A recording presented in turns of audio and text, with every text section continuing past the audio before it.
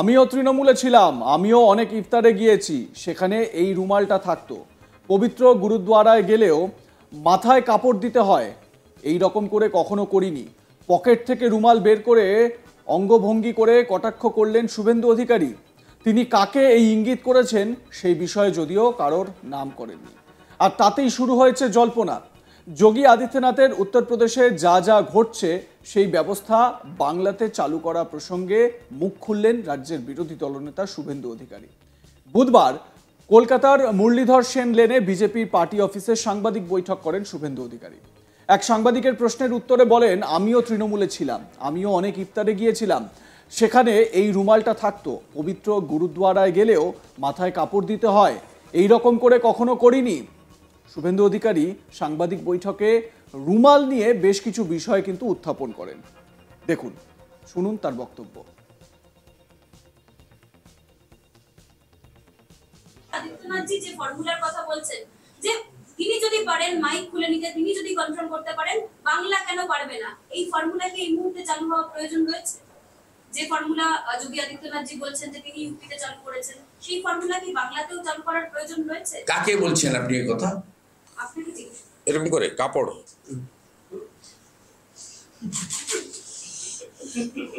আমিও তৃণমূলে ছিলাম, আমিও অনেক ইফতারে গেছি, সেখানে এই রুমালটা থাকতো। যেমন পবিত্র গুরুদ্বারে গেলেও মাথায় কাপড় দিতে হয়, এইটা থাকতো, ঠিক আছে? তো এইরকম করে কখনো করিনি।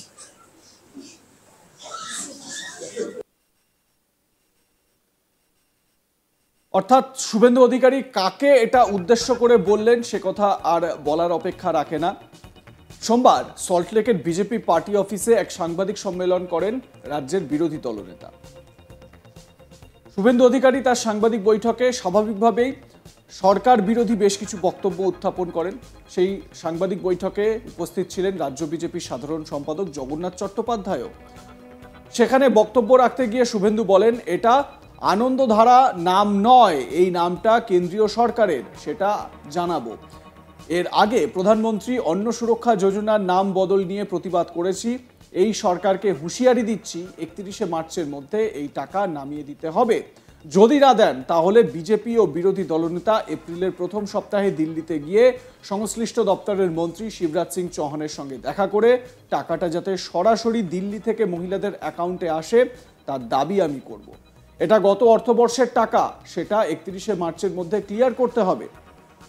অর্থাৎ শুভেন্দু অধিকারী রাজ্যের বিরুদ্ধে, অর্থাৎ মমতা বন্দ্যোপাধ্যায়ের সরকারের বিরুদ্ধে সোচ্চার হয়েছিলেন। কি বলেছিলেন সেদিন তিনি শোনাবো আপনাদের। গতবারে 2021-এ 26শে ফেব্রুয়ারি এমসিসি হয়েছিল। তা ফেব্রুয়ারি মাসে যে কোনো দিন ইলেকশন কমিশন চাইলে এমসিসি হবে, তা আমাদের হাতে নয়, ইলেকশন কমিশনের হাতে, টেন্টেটিভ তাই। তা এর মূল উদ্দেশ্য এই দলদাস বিডিওদের দিয়ে এবং অধিকাংশ ডিএম, অযোগ্য ডিএম যারা, সেই সমস্ত দুর্নীতিগ্রস্ত চটি চাটা স্তাবক ডিএমদেরকে দিয়ে এই টাকাগুলো প্রথমত সুদ আর্নিং করে খেলা মেলা, দুয়ারে সরকার, আইপ্যাককে পেমেন্ট করা, মুখ্যমন্ত্রীকে বলো, এগ্রিমেন্ট হয়েছে প্রতীক জৈনের সঙ্গে 161 কোটি টাকা, তার পেমেন্ট আইপ্যাকে ছানাপেনাদের, চোরেদের। তারপরে আপনার ডিসেম্বর মাসে টাকাটা জানুয়ারি মাসে ঢুকিয়ে দিয়ে এই দালালগুলো গিয়ে বলবেন যে মুখ্যমন্ত্রী দিল, এটা আনন্দধারা নাম নয়, আমরা কমপ্লেন করব। এই নামটা সেন্ট্রাল গভর্নমেন্টের, সেই নাম করতে হবে। আমরা ইতিমধ্যে স্বাস্থ্য দপ্তর নিয়ে করেছি, আমরা প্রধানমন্ত্রী অন্ন সুরক্ষা যোজনার নাম বদল নিয়ে করেছি, এর আগে প্রধানমন্ত্রী গ্রাম সড়ক যোজনা নিয়ে করেছি, স্বচ্ছ ভারত অভিযানে নির্মল বাংলা নাম দিয়ে চালানো, তারও প্রতিবাদ আমরা বিভিন্ন স্তরে করেছি। প্রত্যেকটা ইঞ্চিতে ইঞ্চিতে নো সেটিং অপোজিশনে বিজেপি, 11 সালে সিপিএমও করেনি, 16তে কংগ্রেসও করেনি। আমরা এই কাজটা নিষ্ঠার সঙ্গে করছি, এটাও করব। আমি শুধু এই সরকারকে আপনাদের মাধ্যমে হুঁশিয়ারি দিচ্ছি যে 31শে মার্চের মধ্যে এই টাকা নামিয়ে দিতে হবে। যদি নামিয়ে না দেন তাহলে ভারতীয় জনতা পার্টি এবং leader of opposition 1st week of April দিল্লিতে গিয়ে সংশ্লিষ্ট দপ্তরের মন্ত্রী শিবরাজ সিং চৌহানের সঙ্গে দেখা করে টাকাটা সরাসরি মহিলাদের অ্যাকাউন্টে যাতে দিল্লি থেকে আসে তার দাবি আমি করব। টাকাটা কেন্দ্রীয় সরকার নিয়ে ডাইরেক্ট বেনিফিট ট্রান্সফার করে পশ্চিমবঙ্গে নথিভুক্ত এসএইচজি গ্রুপ সংঘকে ডাইরেক্ট পাঠানোর ব্যবস্থা করুন, এই দাবি আমি করব।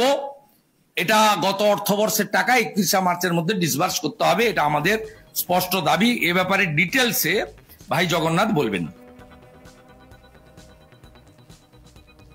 এদিকে মুরলীধর সেনলেনের সাংবাদিক বৈঠকে শুভেন্দু অধিকারী, রাজ্যের বিরোধী দলনেতা, তিনি বলছেন যে তৃণমূল কংগ্রেসে থাকার সময় আমিও অনেক ইফতার পার্টিতে গিয়েছি, কিন্তু আমি কখনো এটা করিনি। তখন তিনি একটু অঙ্গভঙ্গি করেন। সেটা কি বোঝাতে চেয়েছেন আরো একবার আপনাদের দেখাই, তাহলে পুরো বিষয়টা আপনাদের কাছে ক্লিয়ার হবে। আদিত্যনাথজি যে ফর্মুলার কথা বলছেন, যে তিনি যদি পারেন মাইক খুলে নিতে, তিনি যদি কনফার্ম করতে পারেন, বাংলা কেন পারবে না? এই ফর্মুলা কি এই মুহূর্তে চালু হওয়া প্রয়োজন রয়েছে? যে ফর্মুলা যোগী আদিত্যনাথজি বলছেন যে তিনি ইউপিতে চালু করেছেন, সেই ফর্মুলা কি বাংলাতেও চালু করার প্রয়োজন রয়েছে? কাকে বলছেন আপনি এই কথা? আপনাকে জিজ্ঞেস এরকম করে কাপড়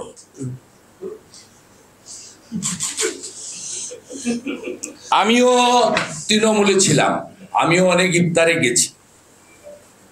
সেখানে এই রুমালটা থাকতো, যেমন পবিত্র গুরুদ্বারে গেলেও মাথায় কাপড় দিতে হয়, এইটা থাকতো, ঠিক আছে? তো এইরকম করে কখনো করিনি।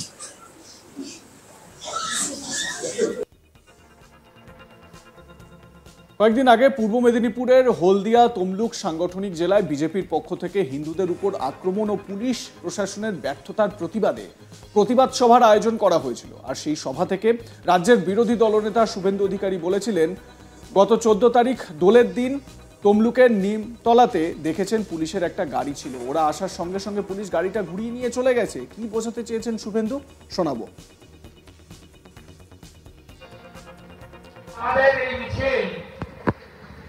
আমরা দেখেছি, কারণ গত 14 তারিখে দোল পূর্ণিমার দিন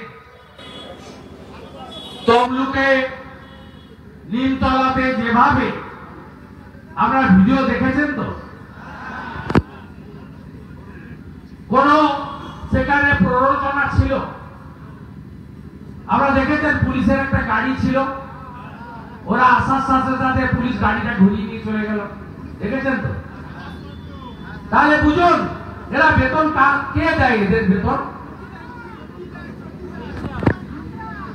ট্যাক্সের টাকায় এরা বেতন পায়। আপনি দেখুন ওরা আসছে নিমতলাতে। লাইক কমেন্ট শেয়ার করতে ভুলবেন না। দেখতে থাকুন আজ তাক বাংলা। সাবস্ক্রাইব করুন আমাদের ইউটিউব চ্যানেলটি, বেল আইকন প্রেস করুন নোটিফিকেশন পেতে।